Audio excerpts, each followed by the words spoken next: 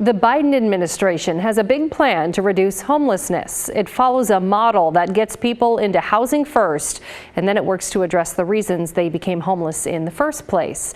The administration is trying to reduce homelessness by 25% in the next 2 years.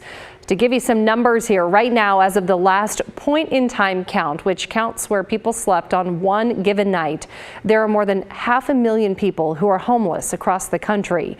In Multnomah County, more than 5,200 people were counted as experiencing homelessness on that night of the last point-in-time count. That was in January of this year.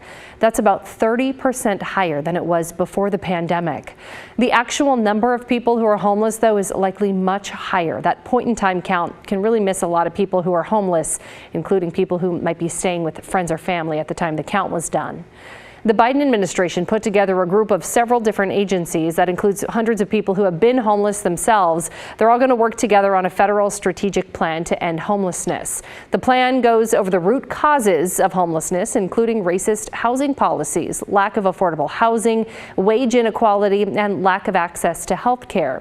It encourages policies that address those root causes and keeps people in their homes, like rent assistance to prevent evictions, as well as shelter options like hotels, small transitional units, and low-income housing rather than large congregate shelters. It also strongly discourages banning camping and the use of homeless camp sweeps.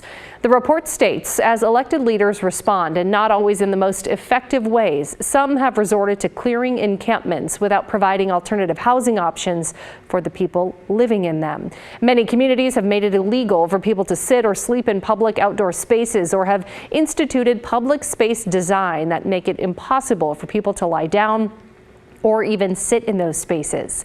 Unless encampment closures are conducted in a coordinated, humane, and solutions-oriented way that makes housing and supports adequately available, these out-of-sight, out-of-mind policies can lead to lost belongings and identification, which can set people back in their pathway to housing and disrupt the work of ending homelessness.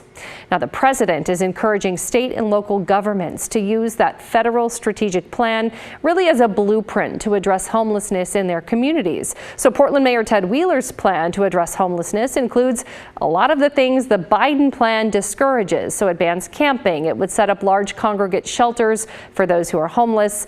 And despite all of that, Wheeler says he's on board with the president's plan. He tweeted this out: "This plan is a positive signal that the Biden administration takes these challenges seriously. I appreciate the expertise and hard work put into this plan. Now it is time for action." We reached out to the mayor's office about this. He says the plan to build those giant camps is still undoubtedly moving forward, at least until more affordable housing is available.